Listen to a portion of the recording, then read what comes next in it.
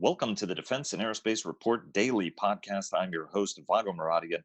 Our podcast is brought to you by Bell. Since 1945, Bell has been redefining flight. Learn more about its pioneering spirit at bellflight.com. Defense Secretary Mark Esper accepted the resignation of acting Navy Secretary Tom Modly in the wake of Modly's comments yesterday aboard USS Teddy Roosevelt in Guam. During an address to the ship's crew, Modly referred to the ship's former captain, Brett Crozier, whom he relieved earlier in the week, as either naive or stupid for having written a letter calling on Navy leaders to evacuate as many of the ship's crew of 4,800. Crozier's letter was reported in full by the San Francisco Chronicle, sparking outrage around the world and prompting Navy leaders to accelerate offloading the crew, half of whom are now ashore. Joining us now to discuss what the Navy should be doing next is a former Secretary of the United States Navy. In fact, if I recall correctly, the 69th Secretary of the United States Navy, Sean O'Keefe, who also served as the NASA Administrator. I should also note that he is the Fansteel Chair in Strategic Management and Leadership at the Maxwell School at Syracuse University. Sir, thanks very much for joining us. Delighted to do so, Margo. Nice to hear from you. And before we start, a very special thanks to all of our sponsors. Our global coverage is sponsored by Leonardo DRS.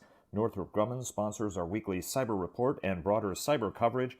Fincantieri, Marinette Marine sponsors our naval coverage. And of course, Bell sponsors this podcast. It's great to have you on. Unfortunately, kind of on a sad day for the Navy at the end of the day, and one I'm sure of disappointment all around. I think if Tom Modly probably had a chance to do that over again, he would have done it over again.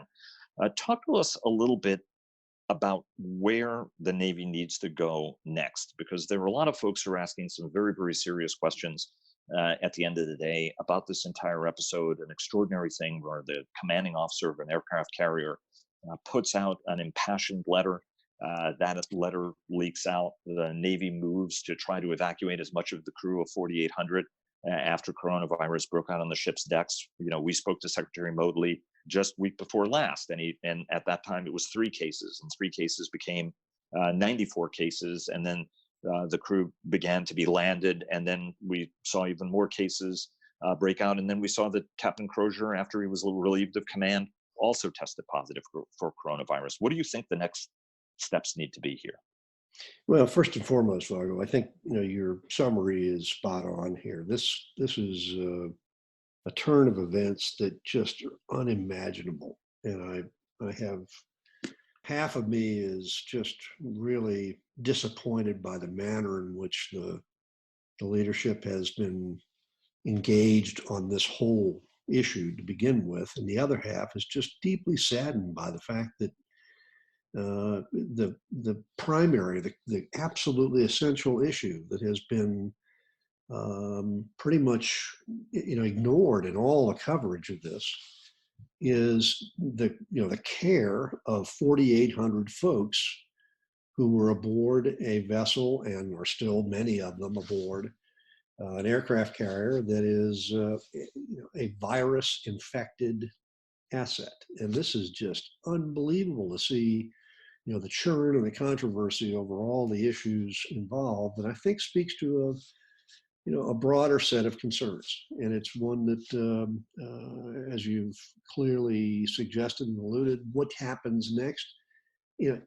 First and foremost, I think we've got to respond to the fact that there are 4,800 people, 400 sailors, that require a absolute attention of the entirety of the leadership to assure that this situation be remediated, and those who are infected, those who are affected by the virus, are removed from the crew, and those who are not are able to board it safely and operate and get back into the deployment sequence so as to continue the very mission of what the Theodore Roosevelt was sent to the Western Pacific to do.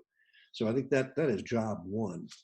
Second step of this, though, I think, as you've alluded, is really structurally, how do you look at the challenges of leadership in these kind of conditions? And I think that one ought to be really crystallized in the mind of any anyone in any leadership capacity that when you're dealing with a situation in which the urgency of the matter is determined best by the commanding officer of the vessel, the deployed group, quad squadron, whatever, that they have the authority to make that determination of what is absolutely in the best interest of their unit, of their vessel, of their fighting mechanism, all those different things that however you want to define each one of them.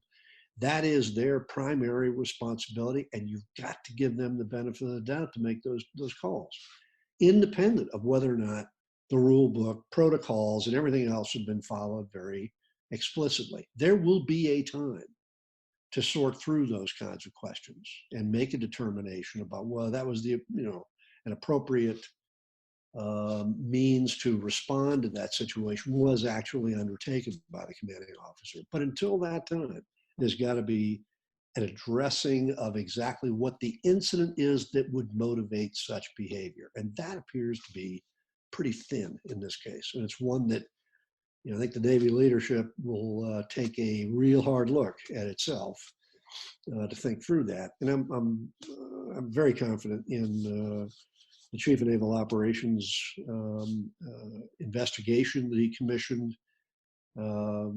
this weekend, actually, or last Friday, to undertake a review of exactly how did this come down and what was the steps in the process that led Captain Crozier to the conclusion that this was the only choice he could make, or the best choice he could make, whatever it turns out to be.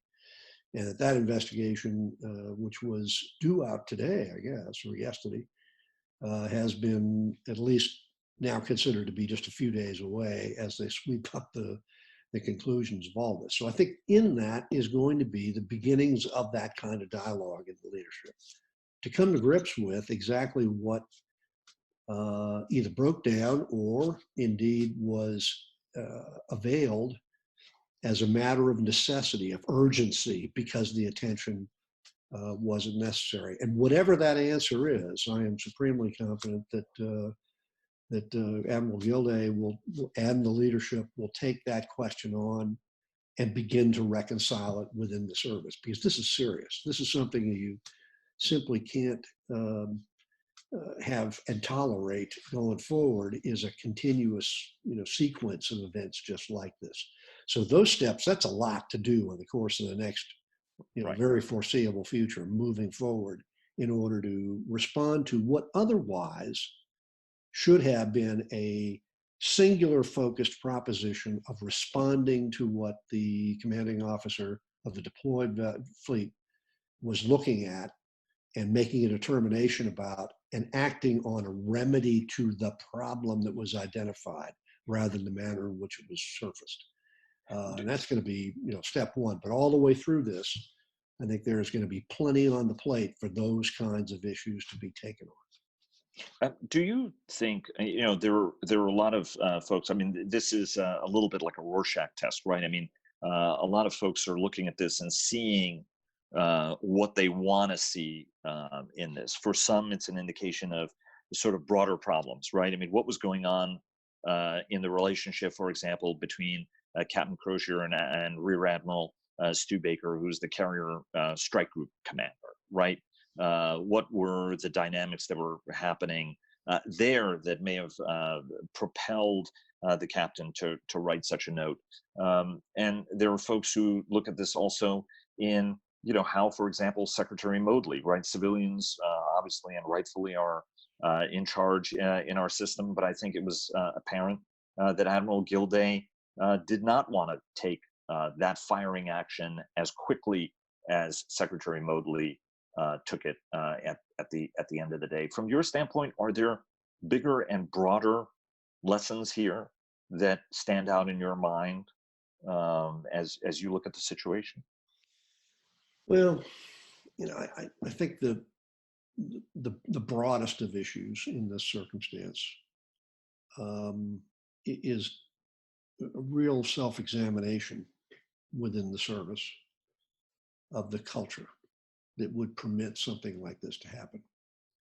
I mean, this is the kind of incident that only the active imagination of, God rest his soul, Herman Wouk, could have dreamed something quite this elaborate, of posing the moral dilemmas that would be confronted in situations like this, as he did in his famous Pulitzer-winning book, The Caine Mutiny. It was an interesting anecdote all by itself that the when he first published this, or was first published after he wrote it, it was a widely panned novel within the Naval Service community until the chief of naval operations at the time was asked a question about it at some conference, in which he said, "I recognize every single one of the people in that story, but never all on the same ship." And it was at that stage that it then became an accepted proposition to read through. And that level of understanding, that level of confronting this moral dilemma, an examination of culture, is going to be the next step, because in the end, there is no getting around the proposition that culture of any organization is always going to be defined by the worst behavior the leadership tolerates. And as a consequence, if you continue to signal to all of um, those who are part of that culture and that organization that some unacceptable level of behavior is simply tolerated and you move forward, you've just made it part of your culture. Let me take you to what the by all accounts, Ken Braithwaite, retired United States Navy Rear Admiral, is the administration's choice to become the next Navy Secretary. It is widely expected that he is going to be confirmed, although there were some questions and challenges. It appears that that's going to be the case. From your standpoint, what do you think are some of the things that he's got to do once he gets on the job? And then I have one follow-up question, because we're in an extraordinary situation where the new acting Navy Secretary is actually the Army Undersecretary, which I think is sort of an all-time first. But let's talk first about the message that what you think the new SecNav's got to do when he moves into the E-ring at the Pentagon. Well, I won't presume to anticipate what current Ambassador Braithwaite's first actions should be, but I would hope that in a situation like this, and hopefully he gets confirmed. I mean, goodness, this has been a real challenge working through nominations and confirmations in this administration like none I've ever seen. So this is really quite a challenge to get to this stage, and to have a second acting secretary in this mode until such time as the Senate finally moves on a nomination that the president has finally submitted is going to be an open question. And I think he needs to get past that first and foremost. Is one hell of a hurdle to be dealing with. Nonetheless, I think his focus, given the fact that he is a long-serving member of the Naval Service himself, previously retired, and has plenty of the awareness and understanding of the ethos of the naval services across the board. I think he has to recognize, and probably certainly does without anybody telling him, this is a real important opportunity to make sure that the first order of business is to remind those who are in service that the objective of the leadership will be to support them and to help them follow through on the mission objectives that they are assigned to do, and in a manner in which there is a full support of them. There is an expectation that each member of the naval services will support each other and move forward in a manner that is very consistent with that longstanding fine tradition. That's going to be one in which it's got to be stated very clearly to say, we're going to have you back and you're not going to spend any time under the bus. we're absolutely going to support you to assure that you can do your job and the mission of the naval services to the best of your ability. Let me ask you quickly, right? We have an extraordinary circumstance where the Army under Jim McPherson is a retired Navy Rear Admiral. He was the Judge Advocate General of the United States Navy. So he's somebody who has only been doing the Army under job for a little while on a confirmed basis. Is that kind of unusual to have the Army Undersecretary to be serving as the acting Navy Secretary? I don't have any other No, I think, mental example of that. yeah, the criteria is the one you just mentioned, which is he has got a naval service pedigree, which is certainly one of the things that everybody would look for. In my experience in looking at these kind of situations, the position that you're in at the time in which you're moved to be the acting secretary, and I started my tenure, as a matter of fact, short as it was, as Secretary of the Navy, initially as an acting, having moved from the job as the defense controller. So in the role of the undersecretary, for resources, controller, budgets, and so forth, that was certainly of the Defense Department. That was viewed as sending somebody from the Defense Department to come in and deal with a set of issues for which the suspicion on the part of an awful lot of folks within the naval services, I did not have the background to do that. In this case, McPherson will not have that problem. They will certainly view his arrival as that of, a seasoned JAG officer who is well versed in understanding the ethic and the ethos of the naval services, and a responsibility for trying to determine accountability. And I think that will be a positive message to send. And he, independent of what his current confirmed capacity is, it could be anything. It is of no moment once you've been assigned to the task as an acting to go forward and do that. The only criteria is if you have previously been confirmed to some capacity in order for you to move into the job legitimately as an acting. He's got that. Let me ask you one other question. I mean, the president prides himself on doing things very, very differently.